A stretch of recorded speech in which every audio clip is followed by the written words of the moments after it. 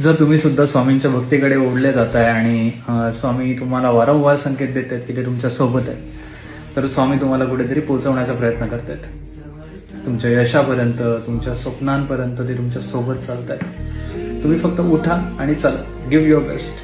मग ती परीक्षा असो किंवा स्पर्धा किंवा बिझनेस किंवा नातं, तुम्ही फक्त उठायचं आणि स्वतःवर मेहनत करायची.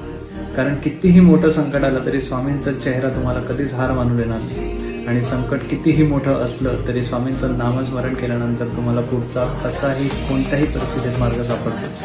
कोणताही विचार करायचा नाही आहे की पास होईल की फेल होईल, चांगलं होईल की वाईट होईल. कारण बाहेरून हारलाच तरी चालेल, मनातून हारला नाही पाहिजे. तुमची श्रद्धा नाही हरली पाहिजे, तुमचा विश्वास नाही हरला पाहिजे. कारण तुमची प्रत्येक प्रार्थना ऐकली जाते, तुमचं प्रत्येक नामस्मरण स्वामींपर्यंत पोहोचतं. हिंदू धर्मामध्ये जेवढे पंथ झाले, शैव, शाक्त, वैष्णव, यामध्ये कितीही अवतार तुम्ही पाहिले तरी कोणाचा ना कोणाचा वध करण्यासाठी ते अवतार घेतले गेले.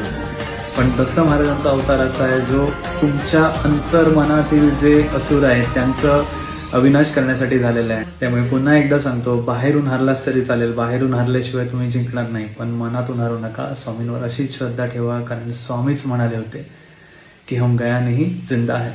श्री स्वामी समर्थ.